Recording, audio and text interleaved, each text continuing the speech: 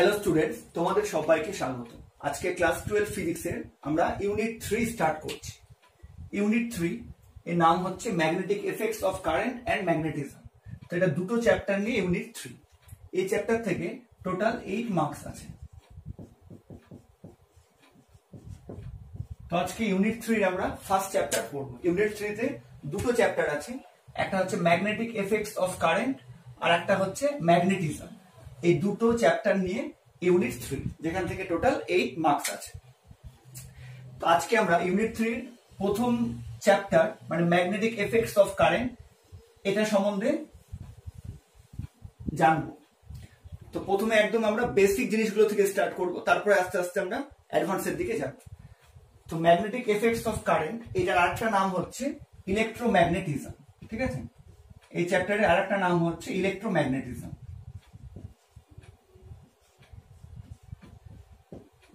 তো প্রথম প্রশ্ন হচ্ছে, পুরোটা বোর্ডে আসছে তো? হ্যাঁ। তো প্রথম প্রশ্ন হচ্ছে যে এই চ্যাপ্টারে আমরা কি পড়ব। তো দেখো, আমরা ইউনিট 1 এ কি পড়েছি? ইলেকট্রোস্ট্যাটিক্স। আমরা ইউনিট 1 এ পড়েছিলাম ইলেকট্রোস্ট্যাটিক্স। ইউনিট 2 তে আমরা কি পড়েছিলাম? Current electricity. Current electricity. আর ইউনিট 3 তে আমরা কি পড়তে যাচ্ছি? ম্যাগনেটিক এফেক্টস অফ কারেন্ট, মানে তড়িৎ প্রবাহের চুম্বকীয় ফল। তড়িৎ প্রবাহের চুম্বকীয় ফল, এফেক্টস অফ কারেন্ট। এবার প্রত্যেকটা অংশে আমরা দেখবো যে আমাদের ফান্ডামেন্টাল বিষয়গুলো কি ছিল। ইলেকট্রোস্ট্যাটিক্সে কি ছিল? আধান স্থির অবস্থায় ছিল। কিউকে যদি আধান হিসেবে লিখি, কিউ কি ছিল? চার্জ বা আধান কেমন ছিল? রেস্টে ছিল। কারেন্ট ইলেকট্রিসিটি আমরা কি পড়েছিলাম? আমরা চার্জ সম্বন্ধেই পড়েছিলাম, কিন্তু এখানে চার্জ কেমন ছিল? চার্জ কিন্তু মোশনে ছিল। Charge in motion. ঠিক আছে, কিন্তু এটা কেমন মোশন ছিল? এটা কি ত্বরণযুক্ত ছিল না ত্বরণহীন ছিল? এটা কিন্তু ত্বরণহীন ছিল। মানে চার্জটা কিভাবে যাচ্ছিল? চার্জটা কিন্তু বা আধানটা কিন্তু সমবেগে গতিশীল ছিল। পুরো কারেন্ট ইলেকট্রিসিটিতে আমরা এই সম্বন্ধে জেনেছি। এবার আজকের যে chapter magnetic effects of current, এখানে আমরা কি জানবো? দেখো, ধরে নাও এটা একটা সার্কিট আছে। ঠিক আছে, আর কিছু দিলাম না। ধরো এটা একটা সার্কিট, এর মধ্যে দিয়ে কারেন্ট যাচ্ছে। তো কারেন্ট ইলেকট্রিসিটিতে আমরা কি পড়েছিলাম? যে এর মধ্যে দিয়ে কারেন্ট যাচ্ছে, তার ফলে পরিবাহীর কি কি চেঞ্জ হচ্ছে, পরিবাহীর কোন কোন ধর্মের চেঞ্জ হচ্ছে, কি হচ্ছে, সেই সম্বন্ধে আমরা পড়েছিলাম কারেন্ট ইলেকট্রিসিটিতে। ঠিক আছে, আচ্ছা। কিন্তু ম্যাগনেটিক এফেক্টস অফ কারেন্টে আমরা কি পড়বো? যে তারের মধ্যে দিয়ে যদি কারেন্ট যায়, তাহলে এর আশেপাশে কি হবে, এই সমস্ত অঞ্চলে মানে পরিবাহীর মধ্যে কি হবে, সেটা নিয়ে আমরা এখানে আলোচনা করব না। আমরা এই অধ্যায়ে আলোচনা করব কোন তারের মধ্য দিয়ে যদি কারেন্ট প্রবাহিত হয়, তাহলে তার আশেপাশের অঞ্চলে কি করবে, এই সমস্ত অঞ্চলে কি করবে। সেই জন্য এই চ্যাপ্টারের নাম হচ্ছে ম্যাগনেটিক এফেক্টস অফ কারেন্ট বা তড়িৎ প্রবাহের চুম্বকীয় ফল। মানে তড়িৎ প্রবাহিত হলে তার ফলে কি হবে, তার এফেক্ট কি হবে, সেটা আমরা এই চ্যাপ্টারে পড়বো। আচ্ছা, আরেকটা বিষয়, এখানেও কিন্তু আধানটা কিভাবে থাকবে? এখানেও কিন্তু আধান বা চার্জ কিন্তু মোশনে থাকবে, কিন্তু কিরকম মোশন? এখানেও কিন্তু নন অ্যাক্সেলারেটেড মোশন, মানে এখানেও কিন্তু হচ্ছে ত্বরণ শূন্য হবে। মানে আমরা এই যে আলোচনা শুরু করব এখন, যে কোনো পরিবাহের মধ্যে দিয়ে কারেন্ট যাচ্ছে, সব ক্ষেত্রে কিন্তু কি হবে, আধানটা কিভাবে গতিশীল হবে? সমবেগে গতিশীল হবে, মানে ত্বরণটা শূন্য হবে। ঠিক আছে, এবং খুব ইম্পর্টেন্ট, তার মানে আইটা এখানে কি হবে? আইটা কিন্তু কনস্ট্যান্ট হবে, মানে আয়ের ভ্যালু কিন্তু চেঞ্জ হবে না। ঠিক আছে, আয়ের ভ্যালু কিন্তু চেঞ্জ হবে না। ঠিক আছে, এটা কিন্তু একদম বেসিক, মানে এটা হচ্ছে একদম ফান্ডামেন্টাল জিনিস। তো আমরা এখানে কি পড়তে যাচ্ছি? তড়িৎ প্রবাহের চুম্বকীয় ফল। কোন পরিবাহীর মধ্য দিয়ে যদি তড়িৎ প্রবাহিত হয়, তাহলে তার এফেক্ট কি হবে সেটা আমরা পড়বো। তার জন্য এখানে আধানটা তড়িৎ প্রবাহিত হচ্ছে, মানে কিছু না কিছু আধান প্রবাহিত হচ্ছে। এখানে আধানটা কিভাবে প্রবাহিত হবে? সমবেগে গতিশীল থাকবে। ঠিক আছে, আচ্ছা। আর এই যে কারেন্টটা যাবে পরিবাহের মধ্য দিয়ে, সেই কারেন্ট কিন্তু সবসময় কনস্ট্যান্ট থাকবে। এটা হচ্ছে এই চ্যাপ্টারের বেসিক জিনিস, পুরো ফান্ডামেন্টাল। এইটার উপর বেস করে কিন্তু পুরো চ্যাপ্টারটা সব ক্ষেত্রে কিন্তু এটা কমন থাকবে। ঠিক আছে, তো এই জন্য একদম প্রথমে বলে দিলাম। তো এবার তাহলে চ্যাপ্টার স্টার্ট করছি। একদম বেসিক থেকে আমরা স্টার্ট করব। ম্যাগনেটিক এফেক্টস অফ কারেন্ট বা ইলেকট্রোম্যাগনেটিজম বিভিন্ন নামে বলা হয় এটাকে।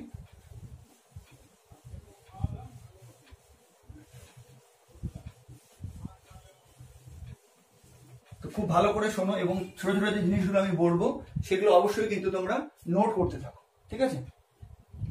দেখো, তো এই চ্যাপ্টারে প্রথমে আমাদের বুঝতে হবে ম্যাগনেটিক ফিল্ডের concept of magnetic field. Concept of magnetic field এটা প্রথমে আমাদের বুঝতে হবে, কিভাবে কনসেপ্টটা আসলো। আচ্ছা দেখো, তো প্রথমে ম্যাগনেটিক ফিল্ড বা চৌম্বক ক্ষেত্র কি? চৌম্বক ক্ষেত্র কি? তো এর আগে আমরা ইলেকট্রোস্ট্যাটিক্সে কিন্তু ইলেকট্রিক ফিল্ড পড়েছি, ঠিক আছে? আমরা কিন্তু ইলেকট্রিক ফিল্ড পড়েছি। তো ইলেকট্রিক ফিল্ড আমরা কি পড়েছিলাম? যদি কোনো মাধ্যমে কোনো আধান রাখা হয় তাহলে সেই আধানের চারিপাশে যে অঞ্চল জুড়ে তার আকর্ষণ বা বিকর্ষণ বল বজায় থাকবে সেই অঞ্চলটাই হচ্ছে ইলেকট্রিক ফিল্ড বা তড়িৎ ক্ষেত্র, ঠিক আছে? এটা আমরা ইলেকট্রোস্ট্যাটিক্সে পড়েছিলাম, তড়িৎ ক্ষেত্র। ঠিক তেমনি ভাবে ম্যাগনেটিক ফিল্ড কি? যদি কোনো ম্যাগনেটকে রেখে দেওয়া হয়, ধরো এটা একটা বার ম্যাগনেট, মানে এটা একটা দণ্ড চুম্বক, যদি কোনো চুম্বককে রেখে দেওয়া হয় কোনো একটা মাধ্যমে, তাহলে কি হবে? এই যে অঞ্চল জুড়ে এই চুম্বকের আকর্ষণ বা বিকর্ষণ ক্ষমতা বজায় থাকবে সেই অঞ্চলটাই হচ্ছে চৌম্বক ক্ষেত্র। বা আমরা অন্যভাবে বলতে পারি, কোনো চুম্বককে শূন্যস্থানে বা অন্য কোনো মাধ্যমে যদি রেখে দেওয়া হয় তাহলে তার সংস্পর্শে যদি অন্য কোনো হচ্ছে চুম্বকীয় পদার্থকে নিয়ে আসা হয় তাহলে যে অঞ্চল পর্যন্ত সেটা আকর্ষণ বা বিকর্ষণ বল অনুভব করবে সেটাই হচ্ছে চৌম্বক ক্ষেত্র। মানে খুব সহজ, কোনো চুম্বককে রেখে দেওয়া হলে যে অঞ্চল জুড়ে বা যার যে এলাকা জুড়ে তার আকর্ষণ বা বিকর্ষণ ক্ষমতা বজায় থাকবে সেই অঞ্চলটাই হচ্ছে চৌম্বক ক্ষেত্র। বা পরেরটা কি বললাম, এটা ধরো একটা লোহা, এবার এখানে একটা চুম্বক রাখা আছে, আমি দেখছি যে এইখানে কোনো আকর্ষণ বা বিকর্ষণ বল অনুভব করছে না এই লোহাটা, কিন্তু আমি যখনই একটা অঞ্চলের মধ্যে গেলাম, যেমন ধরো এই এরিয়াটা আমি ধরে নিয়েছি, এই এরিয়ার মধ্যে আমি নিয়ে গেলাম, তখনই আমি দেখবো যে এই হচ্ছে লোহাটার উপর কোনো আকর্ষণ বা বিকর্ষণ বল অনুভব হচ্ছে। তো যে এলাকা জুড়ে এই লোহাটা এই চুম্বকের জন্য আকর্ষণ বা বিকর্ষণ বল অনুভব করবে সেই এরিয়াটাই হচ্ছে এই চুম্বকের ম্যাগনেটিক ফিল্ড বা চৌম্বক ক্ষেত্র, ঠিক আছে? এটাই হচ্ছে ম্যাগনেটিক ফিল্ড, একদম ইলেকট্রিক ফিল্ডের সিমিলার কনসেপ্ট। আচ্ছা, এবার প্রশ্ন হচ্ছে যে এই ম্যাগনেটিক ফিল্ড সম্বন্ধে কনসেপ্ট কিভাবে আসবে। এবং আরেকটা বিষয় আমরা এখানে কি পড়ছি, ম্যাগনেটিক এফেক্টস অফ কারেন্ট। যদি কোনো পরিবাহের মধ্য দিয়ে তড়িৎ প্রবাহিত হয় তাহলে তার চারদিকে চৌম্বক ক্ষেত্রের যে হচ্ছে উৎপন্ন হয় তার কনসেপ্ট কিভাবে আসলো সেটা প্রথমে আমরা বোঝার চেষ্টা করি। দেখো, আমরা প্রথমে কিছু এক্সপেরিমেন্ট পড়ব, ঠিক আছে? বিভিন্ন সায়েন্টিস্টের এক্সপেরিমেন্ট, কোনো একজন পার্টিকুলার সায়েন্টিস্টের এক্সপেরিমেন্ট নয়। বিভিন্ন সায়েন্টিস্ট কি করলো, বিভিন্ন রকম পরীক্ষা নিরীক্ষা করলো, তাদের যে আউটকামটা সেটা আমরা হচ্ছে বোঝানোর চেষ্টা করব। ধরো এটা একটা পরিবাহী তার, এই তারের মধ্য দিয়ে আই কারেন্ট যাচ্ছে, ঠিক আছে? এটা একটা পরিবাহী তার, এই তারের মধ্য দিয়ে আই কারেন্ট যাচ্ছে। এবার এই তারের কাছাকাছি অঞ্চলে ধরো পি পয়েন্টে আমি একটা আধান রাখলাম, একটা চার্জ কিউ রাখলাম। এটা কিরকম আধান? প্রথমে আমরা এটাকে স্থির অবস্থায় রাখলাম, মানে আমি পি পয়েন্টে একটা কিউ আধান রাখলাম, স্থির অবস্থায় আছে। আচ্ছা, তাহলে সায়েন্টিস্টরা কি অবজার্ভ করলো যে এই তারের মধ্যে দিয়ে কারেন্ট যাচ্ছে, এর কাছাকাছি অঞ্চলে আমি একটা আধানকে স্থির অবস্থায় রেখে দিলাম, তাহলে কিন্তু এই আধানের উপর কোনো বল প্রযুক্ত হলো না, মানে আধানটা কিন্তু বিক্ষিপ্ত হলো না, যেমন ছিল অ্যাজ ইট ইজ থেকে গেল। আচ্ছা, তো এর ব্যাখ্যাটা কি হবে, কেন এরকম হলো? তো সায়েন্টিস্টরা এটা কি ব্যাখ্যা করলো যে যেহেতু এই তারের মধ্য দিয়ে আই কারেন্ট যাচ্ছে, ঠিক আছে? আচ্ছা, তো এই তারের মধ্য দিয়ে মোট আধান কত? মোট আধান কত? 0 কিন্তু। কেন? তার কারণ হচ্ছে এই তারটা কি দিয়ে তৈরি? এই তারটা হচ্ছে অণু দিয়ে তৈরি। অণুগুলো কি দিয়ে তৈরি? পরমাণু দিয়ে তৈরি। এবার পরমাণু কি হয়? নিস্তড়িত হয়, মানে মোট পজিটিভ আধান আর মোট নেগেটিভ আধান সমান হয়। সেই জন্য এই তারের মধ্য দিয়ে কারেন্ট যাচ্ছে, কিন্তু যেহেতু মোট আধানটা শূন্য সেই জন্য কিন্তু স্থির অবস্থায় থাকা আধানের উপর কোনো বল প্রযুক্ত হয়নি, ঠিক আছে? এই কনসেপ্টটা সায়েন্টিস্টরা বুঝতে পারলো, ক্লিয়ার? আচ্ছা, এবার এই আধানটাকে সায়েন্টিস্টরা কি করলো, এই একই তারের একই তারের মধ্য দিয়ে আই কারেন্ট যাচ্ছে। এবার যে পয়েন্টে পি পয়েন্টটা যেখানে ছিল, মানে কিউ আধানটাকে যেখানে রাখা হয়েছিল একদম সমান জায়গায় কি করা হলো, কিউ আধানটাকে রেখে দেওয়া হলো, কিন্তু কিউ আধানটাকে এবার কি করা হলো, সমবেগে গতিশীল করা হলো। সমবেগে গতিশীল করা হলো, মানে কিউ আধানটা এবার কিন্তু স্থির নেই, কিউ আধানটা এবার কি হয়েছে, কোনো একটা বেগ সহ গতিশীল আছে। ধরে নেওয়া যাক এই তীর চিহ্নের অভিমুখে গতিশীল করে দেওয়া হলো। এবার সায়েন্টিস্টরা কিন্তু একটা পিকিউলিয়ার বা একটা অদ্ভুত জিনিস লক্ষ্য করলো, যে যখন আধানটা স্থির অবস্থায় ছিল তখন কিন্তু আধানটা বিক্ষিপ্ত হচ্ছিল না, বা আধানের উপর কিন্তু কোনো বল প্রয়োগ হচ্ছিল না। তার কারণ কি ব্যাখ্যা করেছিল, যে তারের মধ্যে মোট আধান শূন্য। তার কারণ যেহেতু এই তারটা হচ্ছে পরমাণু দিয়ে তৈরি শেষ পর্যন্ত, এবং পরমাণু নিস্তড়িত হয়, তাই মোট আধান শূন্য, সেই জন্য এর উপর কোনো বল প্রযুক্ত হচ্ছিল না। কিন্তু যখনই এই তারের সন্নিকটে অবস্থিত আধানকে একটা সমবেগে গতিশীল করা হলো, তখন কিন্তু দেখা গেল অদ্ভুত ঘটনা, যে আধানটা কিন্তু বিক্ষিপ্ত হলো। ঠিক আছে, কোন দিকে বিক্ষিপ্ত হবে এটা আধানের প্রকৃতির উপর নির্ভর করবে, সেটা আমরা এখন বলছি না। আমি এটা বলতে চাইছি যে অবজারভেশনটা কি হলো, যখন আধানটা স্থির অবস্থায় ছিল কিন্তু তখন কিন্তু আধানের উপর কোনো আধানটা কিন্তু ডিফ্লেক্ট হচ্ছিল না বা বিক্ষিপ্ত হচ্ছিল না। কিন্তু যখন আধানটাকে গতিশীল করা হলো, সমবেগে হলেও হবে এবং অসমবেগে হলেও কিন্তু হবে। কিন্তু এই চ্যাপ্টারে আমি যেটা প্রথমেই বললাম যে সমবেগে গতিশীল, এটার কথাই আমরা বিবেচনা করব। তো সেই জন্য আমি এটাই বলছি, যখন আধানটাকে গতিশীল করা হলো তখন কি দেখা গেল, আধানটা কিন্তু ডিফ্লেকশন হলো, আধানটা কিন্তু বিক্ষিপ্ত হয়ে যাওয়ার কথা ছিল সোজা, কারণ আধানটাকে নিক্ষেপ করেছিল এইভাবে, কিন্তু চলে আসলো কোন দিকে, চলে আসলো হচ্ছে তারের দিকে। এটা তার থেকে বিপরীত দিকেও হতে পারে, এই দিকেও হতে পারে, সেটা আধানের প্রকৃতির উপর নির্ভর করবে, মানে পজিটিভ না নেগেটিভ তার উপর নির্ভর করবে, সেটা বলছি না। আমি বলছি যে আধানটা বিক্ষিপ্ত হলো। ঠিক আছে, এর আউটকামটা কি পেলাম, আধানটা স্থির অবস্থায় থাকলে এটা কিন্তু বিক্ষিপ্ত হলো না, কিন্তু যখন ওই আধানটাকে গতিশীল করে দেওয়া হলো তখন কিন্তু আধানটা বিক্ষিপ্ত হলো। এবার তোমরা ভেবে দেখো যে কোন আধান বিক্ষিপ্ত হবে কখন, কোন আধান কখন বিক্ষিপ্ত হবে, যখন আধানটাকে কোনো একটা ক্ষেত্রের মধ্যে রাখা হয়। আমরা জানি যে যদি কোনো পদার্থ বা যদি কোনো পার্টিকেল বিক্ষিপ্ত হয় তার মানে কি, তার মানে হচ্ছে যে সেটা কোনো ফিল্ডে আছে এবং তার উপর কোনো না কোনো বল অনুভূত হচ্ছে, তাই তো? এটা আমরা জানি আমাদের হচ্ছে ইলেকট্রোস্ট্যাটিক্স এর কনসেপ্ট থেকে। তো যখন আধানটা বিক্ষিপ্ত হলো তার মানে এখানে আধানের উপর নিশ্চয়ই কোনো না কোনো ফোর্স অ্যাপ্লাই হয়েছে, আর নিশ্চয়ই আধানটাকে কোনো না কোনো একটা ফিল্ডের মধ্যে রাখা হয়েছে বা কোনো না কোনো একটা ক্ষেত্রের মধ্যে রাখা হয়েছে। কারণ আমরা জানি যে কোনো পার্টিকেল বা কোনো আধান বা কোনো বস্তু বিক্ষিপ্ত হয় কখন, যখন তার উপর কোনো না কোনো ফোর্স অ্যাপ্লাই হয়। তার মানে এই আধানের উপর কোনো না কোনো ফোর্স অ্যাপ্লাই হয়েছে এবং আধানটাকে অবশ্যই কোনো না কোনো ক্ষেত্রের মধ্যে রাখা হয়েছে। এবার এই ক্ষেত্রটা কি হবে, যখন সায়েন্টিস্টরা এই এক্সপেরিমেন্ট গুলো করছিল তখন কিন্তু শুধুমাত্র একটা ক্ষেত্রই জানা ছিল, সেটা হচ্ছে তড়িৎ ক্ষেত্র। তো তড়িৎ ক্ষেত্র আমরা কি জেনেছি, ধরলাম সুষম তড়িৎ ক্ষেত্র। তড়িৎ ক্ষেত্র আমরা কি জেনেছি, তড়িৎ ক্ষেত্রে কোনো আধান রাখলে কি হয়, তার উপর কিন্তু বল প্রযুক্ত হয়। সেই বলের ভ্যালু কত আমরা জেনেছি ইলেকট্রোস্ট্যাটিক্স থেকে, F = Q। ঠিক আছে, কিন্তু এই যে আধানটা বিক্ষিপ্ত হলো, এটা কি আমি তড়িৎ বল বলতে পারবো, বা এই আধানটা কি তড়িৎ ক্ষেত্রে আছে এরকম বলতে পারবো? উত্তর হচ্ছে না। তার কারণ কি, খুব ভালো করে খেয়াল করে দেখো, তড়িৎ ক্ষেত্রে আমরা কি বলেছিলাম, তড়িৎ ক্ষেত্রের মধ্যে যদি কোনো আধানকে রাখা হয়, সেটা স্থির থাকুক বা গতিশীল থাকুক, সব ক্ষেত্রেই কিন্তু তার উপর বল প্রযুক্ত হবে, তাই না? কিন্তু এক্ষেত্রে যে বিক্ষিপ্ত হলো তার যদি অ্যাকশনটা ঠিক মতো খেয়াল করো, আর আরেকবার, যে আধানটা স্থির অবস্থায় থাকলে কিন্তু কোনো বাহ্যিক বল প্রযুক্ত হচ্ছে না। তার মানে যখন আধানটা স্থির অবস্থায় থাকছে তখন কিন্তু কোনো ফিল্ড কাজ করছে না বা কোনো ফোর্স অ্যাপ্লাই হচ্ছে না, কিন্তু যে মুহূর্তে আধানটাকে গতিশীল করা হলো তখনই কিন্তু এটা বিক্ষিপ্ত হচ্ছে। তার মানে এটা কিন্তু তড়িৎ ক্ষেত্র বা ইলেকট্রিক ফিল্ড নয়। ঠিক আছে, তার মানে সায়েন্টিস্টরা একটা বিষয় শিওর হলো যে এই যে নতুন ফিল্ডটা, এটা কিন্তু ইলেকট্রিক ফিল্ড বা তড়িৎ ক্ষেত্র নয়। তার কারণ যদি এটা তড়িৎ ক্ষেত্র হতো বা যদি এই আধানের উপর তড়িৎ বল প্রযুক্ত হতো তাহলে কিন্তু আধানটা স্থির থাকলেও এটা বিক্ষিপ্ত হতো, কিন্তু এক্ষেত্রে আধানটা শুধুমাত্র গতিশীল থাকলেই কিন্তু আধানটা বিক্ষিপ্ত হলো। ঠিক আছে, তার মানে এটা কিন্তু ইলেকট্রিক ফিল্ড বা তড়িৎ ক্ষেত্র নয়, তার মানে এটা কোনো নতুন ক্ষেত্র হবে। এবার তখন সেই ক্ষেত্রের কি নাম দেওয়া হলো, সেই ক্ষেত্রের নাম দেওয়া হলো চৌম্বক ক্ষেত্র। সেই ক্ষেত্রের নাম দেওয়া হলো চৌম্বক ক্ষেত্র। কি নাম দেওয়া হলো, চৌম্বক ক্ষেত্র, বা এটা ইংরেজি টার্মটা কি, ম্যাগনেটিক ফিল্ড, তাই তো?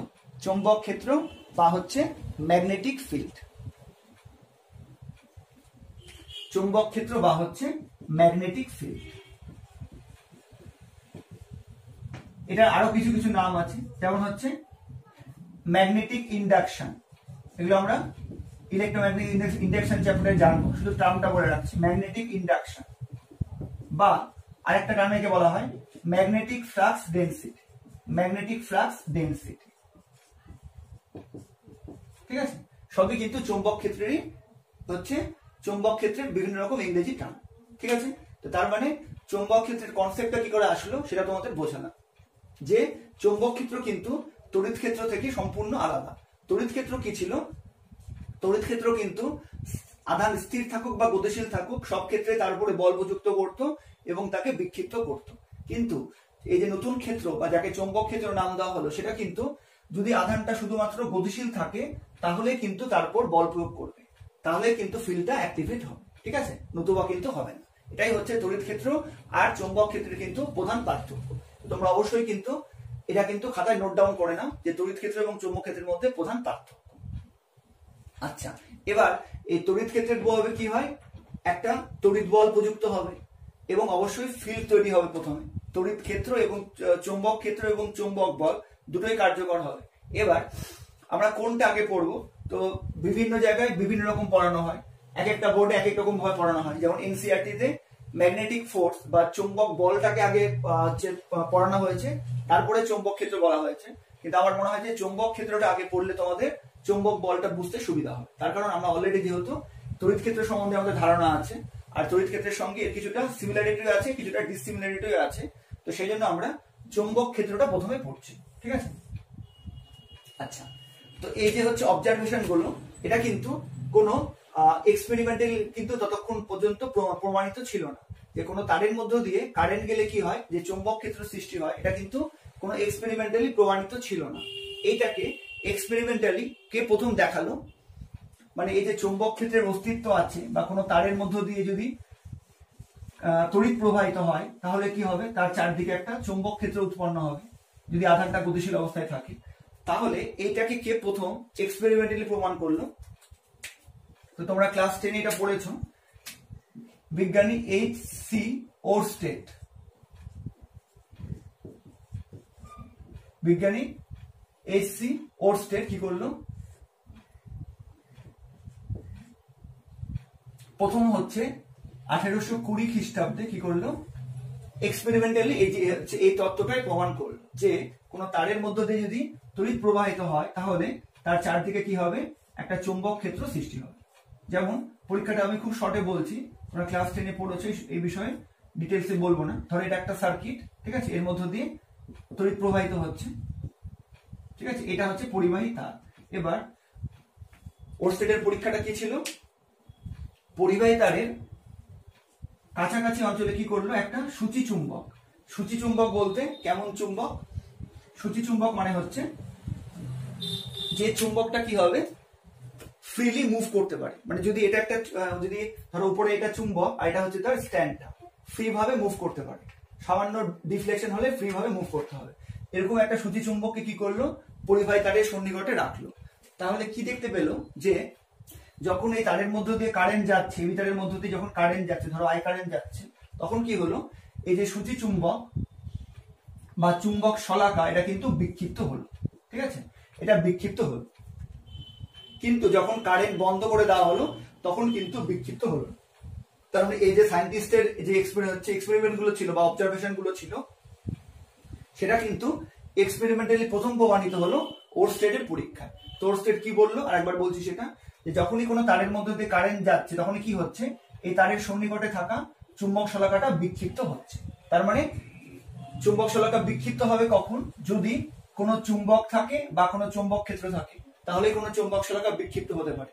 কিন্তু এই তারের মধ্য দিয়ে যখন কারেন্ট যাচ্ছে সেই সময় কি করা হলো, এর উপর লোহার গুঁড়ো ছড়িয়ে দেওয়া হলো।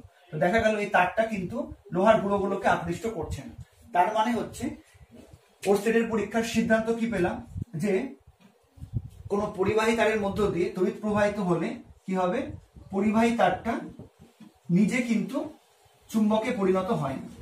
পরিবাহী তারটি কিন্তু নিজে চুম্বকে পরিণত হয় না। কারণ যদি চুম্বকে পরিণত হতো তাহলে লোহার গুঁড়োগুলো যখন ছড়িয়ে দেওয়া হলো তখন কিন্তু তাদেরকে আকর্ষণ করত। কিন্তু কি হয় এর ফলে? পরিবাহী তারটা নিজে চুম্বকে পরিণত হয় না, কিন্তু কি হবে? পরিবাহী তারের চারপাশে কি হবে? পরিবাহী তারের চারপাশে কি হবে? একটা ক্ষেত্র উৎপন্ন হবে, একটা ফিল্ড তৈরি হবে, যাকে বলা হয় চৌম্বক ক্ষেত্র। তার কারণ যেহেতু এই পরিবাহী তারের মধ্য দিয়ে কারেন্ট যাওয়ার ফলে একটা চুম্বক শলাকাকে বিক্ষিপ্ত করলো, তো চুম্বক শলাকাকে বিক্ষিপ্ত করতে পারে কে? হয় কোনো চুম্বক বা কোনো চুম্বক ক্ষেত্র। আচ্ছা, এবার এই পরিবাহী তারটা যেহেতু নিজে চুম্বকে পরিণত হয়নি, তার মানে অবশ্যই এখানে চুম্বক ক্ষেত্র তৈরি হয়েছে। এই চুম্বক ক্ষেত্র কি করছে? পরিবাহী তারটাকে বিক্ষিপ্ত করেছে। এবার যদি হচ্ছে অভিমুখ উল্টে দেওয়া হয়, মানে যদি তড়িৎ প্রবাহের অভিমুখ উল্টে দেওয়া হয়, তাহলে কিন্তু বিক্ষেপটা বিপরীত দিকে হবে। বা এই চুম্বকের যদি অবস্থান পরিবাহী তারের সাপেক্ষে পরিবর্তন করা হয়, তাহলে কিন্তু বিক্ষেপ বিভিন্ন দিকে হবে। এগুলো তোমরা ক্লাস 10-এ পড়েছো। এখানে আমাদের মূল যে বিষয়টা, যেটা বিভিন্ন সায়েন্টিস্টের হচ্ছে এক্সপেরিমেন্ট ছিল, কিন্তু এক্সপেরিমেন্টালি প্রুফ ছিল না, বা অবজারভেশন ছিল কিছু সায়েন্টিস্টের, কিন্তু এক্সপেরিমেন্টালি এতদিন পর্যন্ত এটা প্রমাণিত ছিল না। সেটা কিন্তু প্রমাণিত হলো যে কোনো পরিবাহী তারের মধ্য দিয়ে তড়িৎ প্রবাহিত হলে কি হবে? তার চারপাশে কি হবে? চুম্বক ক্ষেত্র সৃষ্টি হবে। ক্লিয়ার? কোন পরিবাহী তারের মধ্য দিয়ে তড়িৎ প্রবাহিত হলে তার চারপাশে কি হবে? চুম্বক ক্ষেত্র সৃষ্টি হবে। এটাই হচ্ছে কিন্তু ওরস্টেডের পরীক্ষার হচ্ছে সিদ্ধান্ত, প্রধান সিদ্ধান্ত। তারপরে আমরা এই সিদ্ধান্ত থেকে বা এই দুটো এক্সপেরিমেন্ট থেকে কি জানলাম? যে কোন পরিবাহী তারের মধ্য দিয়ে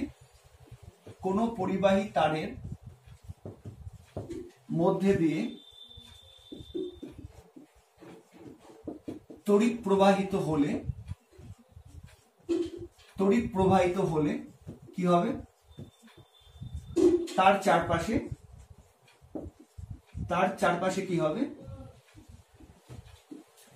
চৌম্বক ক্ষেত্র তৈরি হবে। তার চারপাশে চৌম্বক ক্ষেত্র তৈরি হবে। ঠিক আছে? আচ্ছা, এবার এখানে কি একই থাকবে? যেটা আমি প্রথমে বলেছি, এখানে মানে পরিবাহী তারের মধ্য দিয়ে যে কারেন্ট যাচ্ছে, এবং এখানে যে কারেন্টটা যাচ্ছে, এই কারেন্টটা কিন্তু কনস্ট্যান্ট থাকবে। ঠিক আছে? এই কারেন্টটা কিন্তু কনস্ট্যান্ট থাকবে। আচ্ছা, এবার কারেন্ট প্রবাহিত হচ্ছে মানে কি? আধান প্রবাহিত হচ্ছে। আমরা জানি যে ইলেকট্রন প্রবাহিত হওয়ার জন্য তড়িৎ প্রবাহিত হয়। এখানে ইলেকট্রন বা এই যে আধানটা কিন্তু কিভাবে যাবে? সমবেগে যাবে। ঠিক আছে? এগুলো কিন্তু খুব ছোট ছোট কনসেপ্ট, এগুলো কিন্তু তোমরা হচ্ছে অবশ্যই নোট ডাউন করে রাখবে। এবার আরেকটা বিষয়, যে পরিবাহী তারের মধ্য দিয়ে যদি কারেন্ট প্রবাহিত হয়, তার চারপাশে চৌম্বক ক্ষেত্র তৈরি হয়, এটা তো বুঝতে পারলাম, কিন্তু এর অভিমুখটা আমরা কিভাবে নির্ণয় করব? তো একটা জিনিস তোমাকে সবসময় মনে রাখবে, যে ম্যাগনেটিক ফিল্ড বা চৌম্বক ক্ষেত্র কিন্তু তৈরি হয় কোথায়? তৈরি হয় হচ্ছে কিন্তু লুপে। এরকম ভাবে লুপে তৈরি হয়, এরকম ভাবে চৌম্বক ক্ষেত্র তৈরি হয়। মানে চৌম্বক ক্ষেত্র সবসময় কিন্তু একটা লুপ আমরা পড়েছি গাউস ল পড়ার সময়, আশা করি সবাই পরিচিত টার্মের সঙ্গে। তো চৌম্বক ক্ষেত্র সবসময় কিন্তু লুপে তৈরি হয়, এটাও কিন্তু আমরা নোট ডাউন করে রাখো, খুব ইম্পর্টেন্ট কনসেপ্ট।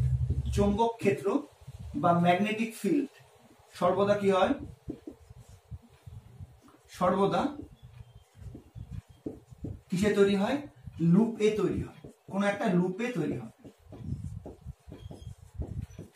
আচ্ছা, এবার এই চৌম্বক ক্ষেত্রের অভিমুখ কি হবে সেটাও কিন্তু তোমরা ক্লাস 10-এ কিছুটা পড়েছো। আমি হচ্ছে আবার এটাকে বলে দিচ্ছি, কারণ এই বেসিক জিনিসগুলো যদি ক্লিয়ার না হয়, তাহলে কিন্তু পরবর্তী ক্ষেত্রে আমরা যে বায়োসাভার্ট ল পড়বো, তার অভিমুখ বের করতে কিন্তু অসুবিধা হবে। এগুলো অবশ্যই কিন্তু তোমরা নোট ডাউন করে রাখো। চৌম্বক ক্ষেত্র সর্বদাই লুপে তৈরি হয়। আচ্ছা, এবার ধরো এই তারের মধ্য দিয়ে আই কারেন্ট যাচ্ছে। ঠিক আছে? এই তারের মধ্য দিয়ে আই কারেন্ট যাচ্ছে। তাহলে এবার বলো যে এই বিন্দুতে, এই ধরো পি বিন্দু আর হচ্ছে কিউ বিন্দু, এখানে চৌম্বক ক্ষেত্রের অভিমুখ কোন দিকে হবে?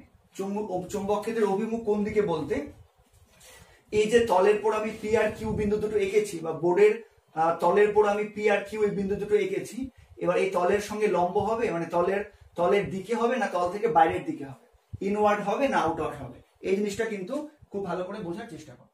ঠিক আছে? দেখো,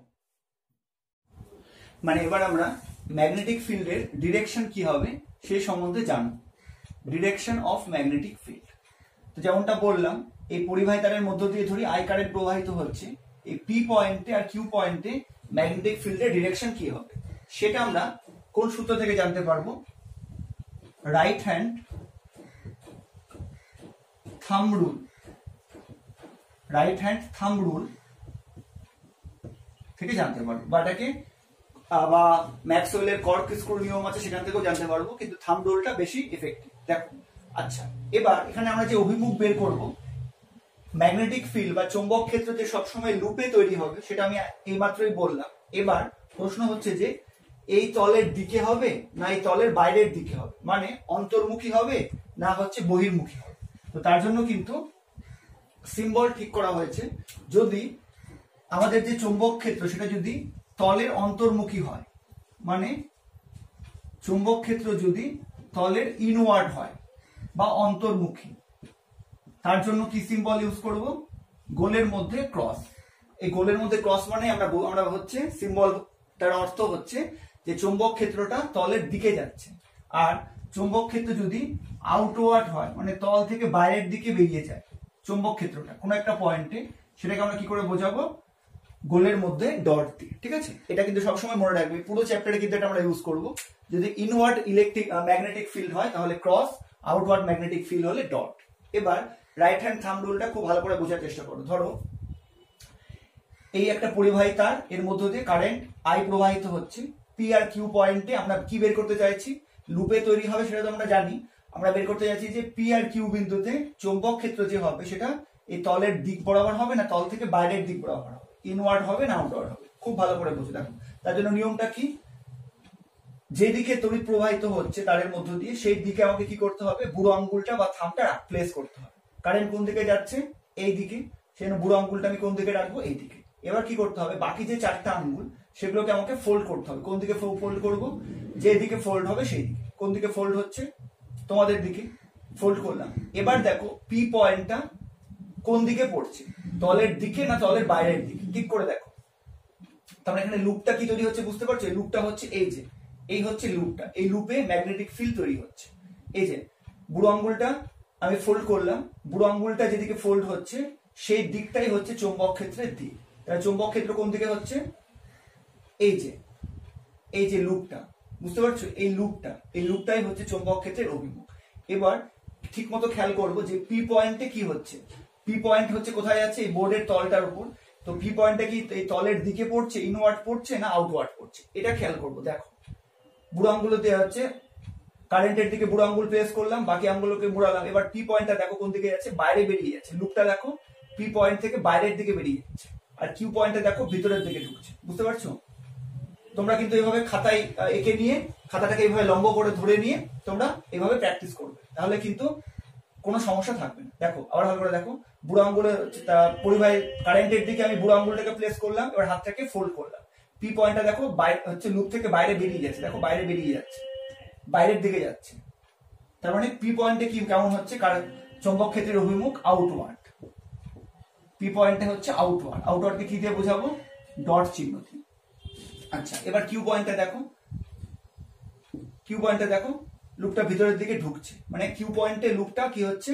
তলের উপর অন্তর্মুখী, ভিতরের দিকে ঢুকছে, আর পি পয়েন্ট থেকে বাইরে বেরিয়ে যাচ্ছে। এই যে, এবার ভালো করে বুঝতে পারবে। দেখো এই যে বাইরে বেরোচ্ছে, এই যে কিউ পয়েন্টে ভিতরে ঢুকছে। তার মানে কিউ পয়েন্টে ম্যাগনেটিক ফিল্ডের ডিরেকশন কেমন হচ্ছে? লুপে তো হবে, কিন্তু কিরকম হচ্ছে? ইনওয়ার্ড। এটাকে আমরা কি দিয়ে বুঝাবো? ক্রস দিয়ে। ঠিক আছে, ইনওয়ার্ড হলে ক্রস, আউটওয়ার্ড হলে ডট। আচ্ছা, এটা আরেকটা উদাহরণ দেখিয়ে, কারণ এটা কিন্তু পরবর্তী ক্ষেত্রে এই ডিরেকশনটা বের করতে অনেকেরই সমস্যা দেখা যায়। আরেকটা দেখে নিই, তোমরা কিন্তু এরকম প্র্যাকটিস করবে। দেখো আরেকটা যে কোনো র্যান্ডম ধরে নিই। আচ্ছা, এবার ধরে নিই যে এই তারের মধ্য দিয়ে আই কারেন্ট যাচ্ছে। এবার এখানে একটা পয়েন্ট পি আর এখানে একটা পয়েন্ট কিউ, এখানে আমি চৌম্বক ক্ষেত্রের অভিমুখ বের করবো। তো কি করবো? রাইট হ্যান্ড থাম্ব রুল, খুব ইজি। যেদিকে কারেন্ট যাচ্ছে বুড়ো আঙ্গুলটাকে সেদিকে রাখলাম। এবার কি করবো? হাতটাকে আমি ফোল্ড করবো। ঠিক আছে, হাতটাকে ফোল্ড করবো। হাতটা কোন দিকে ফোল্ড হচ্ছে দেখো, এই যে, কি করে খেয়াল করো, এই দিকে ফোল্ড হচ্ছে। এবার আমরা লুপটা কিরকম হচ্ছে? এইরকম, লুপটা এইরকম হচ্ছে। এবার কিউ পয়েন্টটা দেখো কিরকম হচ্ছে। দেখো কিউ পয়েন্ট থেকে বাইরে বেরিয়েছে। দেখো কিউ পয়েন্টটা বাইরের দিকে বেরিয়েছে, খেয়াল করছো? ঠিক মতো খেয়াল করে দেখো, কিউ পয়েন্টটা বাইরের দিকে বেরিয়ে যাচ্ছে, এইভাবে বেরিয়ে যাচ্ছে। আর পি পয়েন্টে দেখো ভিতরে ঢুকছে লুপটা।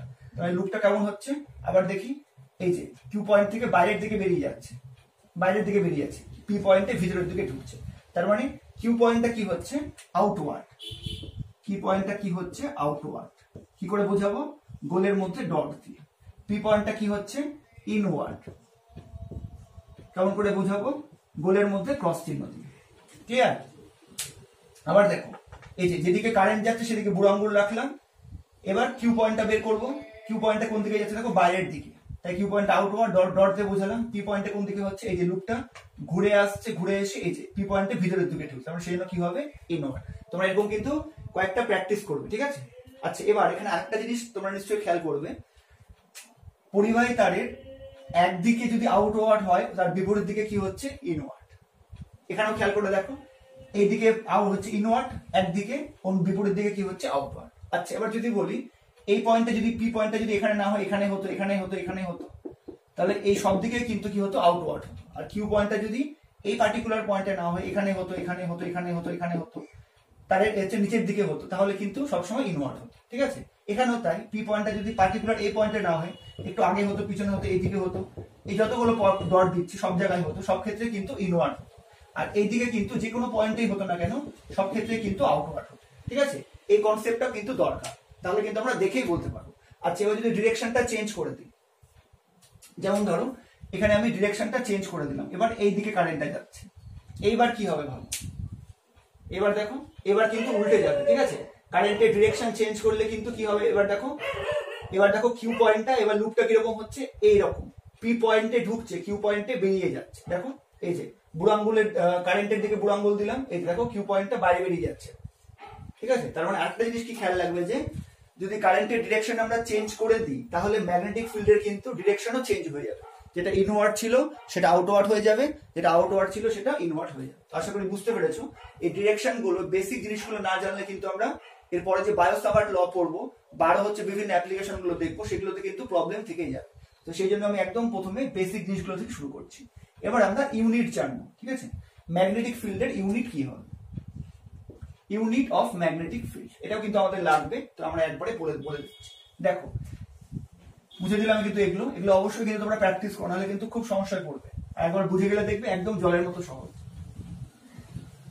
ইউনিট, ম্যাগনেটিক ফিল্ডের ইউনিট কি হবে? আচ্ছা, তো ম্যাগনেটিক ফিল্ডের এসআই ইউনিট, এসআই ইউনিট কি, এসআই ইউনিট হচ্ছে টেসলা, টেসলা সংক্ষেপে ক্যাপিটাল টি। আর সিজিএস ইউনিট কি, সিজিএস ইউনিট হচ্ছে গাউস বা গস, সংক্ষেপে ক্যাপিটাল জি। আচ্ছা, এবার টেসলা মানে কি এটা বলে দিই। টেসলা, টেসলা অবশ্যই নিকোলাস টেসলার নাম অনুসারে, আমরা এসি কারেন্ট পড়ার সময় পড়বো এটা। তো টেসলা মানে কত, এক টেসলা সমান সমান হচ্ছে 1 ওয়েবার পার মিটার স্কোয়ার। ঠিক আছে? 1 টেসলা মানে হচ্ছে 1 ওয়েবার পার মিটার স্কোয়ার। এবার ওয়েবার কি, ওয়েবার হচ্ছে ম্যাগনেটিক ফ্লাক্সের একক, ওয়েবার হচ্ছে ম্যাগনেটিক ফ্লাক্সের একক।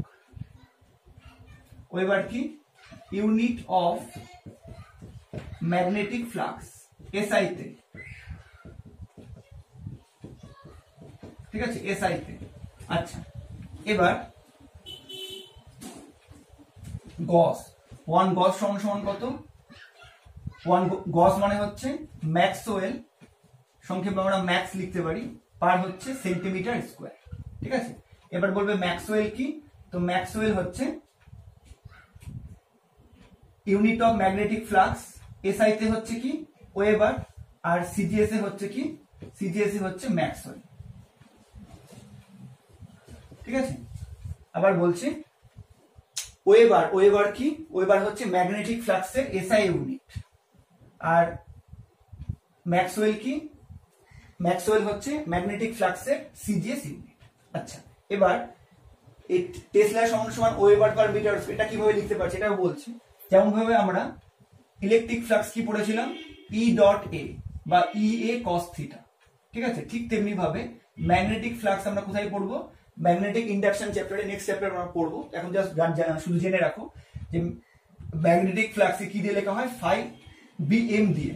আচ্ছা, এটা কি লিখে, বি ডট এ, যেখানে বিটা কি, বি হচ্ছে কিন্তু চৌম্বক ক্ষেত্রের সিম্বল, ঠিক আছে। এটা এতক্ষণ পর্যন্ত আমি বলিনি যে যেমন আমরা ইলেকট্রিক ফিল্ডকে ই দিয়ে লিখি, ম্যাগনেটিক ফিল্ডকে কিন্তু আমরা বি দিয়ে লিখবো। আর অবশ্যই এটা কিন্তু একটা ভেক্টর কোয়ান্টিটি, মানে ইলেকট্রিক ফিল্ড হচ্ছে ই সিম্বল, ম্যাগনেটিক ফিল্ডের সিম্বল হচ্ছে বি। যেহেতু এটা ভেক্টর কোয়ান্টিটি এই জন্য মাথায় ভেক্টর সাইন দিয়েছি। ক্লিয়ার? আচ্ছা, এবার এই যে বি, তো বি ডট এ কি হবে? বি এ কস থিটা, তার মানে বি কি হবে? ফাই এম বাই হচ্ছে এ, তাই তো? বি কি হবে? ফাই এম বাই হচ্ছে এ। তার মানে ম্যাগনেটিক ফিল্ডের ইউনিট আমরা কোত্থেকে পাচ্ছি সেটা ভালো করে বুঝে নাও। ম্যাগনেটিক ফিল্ড মানে কি? ম্যাগনেটিক ফিল্ড হচ্ছে বি, বি সমান সমান কি হবে? ফাই এম বাই হচ্ছে এ, মানে চৌম্বক ফ্লাক্স বাই হচ্ছে এরিয়া। এটা হচ্ছে ম্যাগনেটিক ফিল্ডের বা চৌম্বক ক্ষেত্রের একক। তাহলে এসআইতে আমি কি বললাম? ফাই এম বা চৌম্বক ফ্লাক্সের একক কি? ওয়েবার, আর এরিয়ার একক কি? Metre square. সেই জন্য ওয়েবার পার মিটার স্কোয়ার হচ্ছে বা টেসলা হচ্ছে ম্যাগনেটিক ফিল্ডের এসআই একক। আর সিজিএস এ কি বললাম? সিজিএস এ হচ্ছে এই ফাই এম বা ম্যাগনেটিক ফ্লাক্সের একক কি? ম্যাক্সওয়েল। আর এরিয়া মানে হচ্ছে ক্ষেত্রফলের একক কি? Centimetre square. সেই জন্য ম্যাক্সওয়েল পার সেন্টিমিটার স্কোয়ার, এটাই হচ্ছে কিসের একক? চৌম্বক ক্ষেত্রের সিজিএস একক, যেটাকে সংক্ষেপে কি বলা হয়? গস বলা হয়। ক্লিয়ার? আচ্ছা, এবার এই দুটোর মধ্যে সম্পর্ক কি হবে? ঠিক আছে, তো এক টেসলা সমান সমান কি পেলাম আমরা? 1 ওয়েবার পার মিটার স্কোয়ার। ঠিক আছে, 1 ওয়েবার পার মিটার স্কোয়ার, যেটাকে আমি এইভাবে লিখছি 1 ওয়েবার বাই হচ্ছে 1 মিটার স্কোয়ার। এবার 1 ওয়েবার মানে কত? 1 ওয়েবার মানে হচ্ছে 10⁸ ম্যাক্সওয়েল। ঠিক আছে, আর 1 মিটার স্কোয়ার মানে কত? 1 মিটার মানে 10 স্কোয়ার সেন্টিমিটার, তার মানে 1 মিটার স্কোয়ার মানে কত? 10⁴ সেন্টিমিটার স্কোয়ার। ঠিক আছে, এবার কেটে গিয়ে কি পাবো? 10⁴ ম্যাক্সওয়েল পার সেন্টিমিটার স্কোয়ার। এবার ম্যাক্সওয়েল পার সেন্টিমিটার স্কোয়ারটাই কি আমাদের? গস। গস কি? ম্যাগনেটিক ফিল্ডের সিজিএস ইউনিট। তার মানে ফাইনাল রিলেশনটা কি হবে? 1 টেসলা ইকুয়াল টু কি হবে? 10⁴ গস, মানে যার সিম্বল হচ্ছে জি। ক্লিয়ার? এই হচ্ছে এই সম্পর্কটা, বিশেষ করে এই সম্পর্কটা বা এই সম্পর্কগুলো কিন্তু পরীক্ষার জন্য, শর্ট প্রশ্নের জন্য খুবই ইম্পর্টেন্ট। তাই তোমরা ম্যাগনেটিক ফিল্ডের ইউনিটটাও কিন্তু পড়ে রাখবে। ঠিক আছে, আশা করি বুঝতে পেরেছো। তো আজকে আমি একদম বেসিক জিনিসগুলো জানলাম, যে ম্যাগনেটিক ফিল্ডের কনসেপ্ট কি করে আসলো, ম্যাগনেটিক ফিল্ড আসলে কি, লুপে তৈরি হয়, ম্যাগনেটিক ফিল্ডের ডিরেকশন কি করে পাবো, ইউনিট কি হবে। ঠিক আছে, এই সমস্ত কিছু আমরা জানলাম। তো আজকের ভিডিও এখানে শেষ করছি। এর পরের ভিডিওতে আমি হচ্ছে ম্যাগনেটিক ফিল্ডের দিক কি করে নির্ণয় করব সেটা আমরা আজকে কিছুটা জেনেছি। এরপরের ভিডিওতে আমি ম্যাগনেটিক ফিল্ডের মান কি করে পাবো, বা ম্যাগনেটিক ফিল্ডের যে ম্যাগনিটিউড সেটা আমরা কোন সূত্রের সাহায্যে বের করব, বায়ো-সাভার্ট লর সাহায্যে, সেই বায়ো-সাভার্ট লর সম্বন্ধে আমরা ডিটেলসে পড়বো। ঠিক আছে, ততক্ষণ কিন্তু তোমরা অবশ্যই এই ভিডিওটা ভালো করে দেখে প্রত্যেকটা পয়েন্ট নোট করে নাও। আর অবশ্যই কিন্তু ম্যাগনেটিক ফিল্ডের ডিরেকশন গুলো কিন্তু খাতায় হচ্ছে এঁকে নিয়ে নিজে হাতে কিন্তু প্র্যাকটিস করো, তাহলে কিন্তু কোনো প্রবলেম থাকবে না।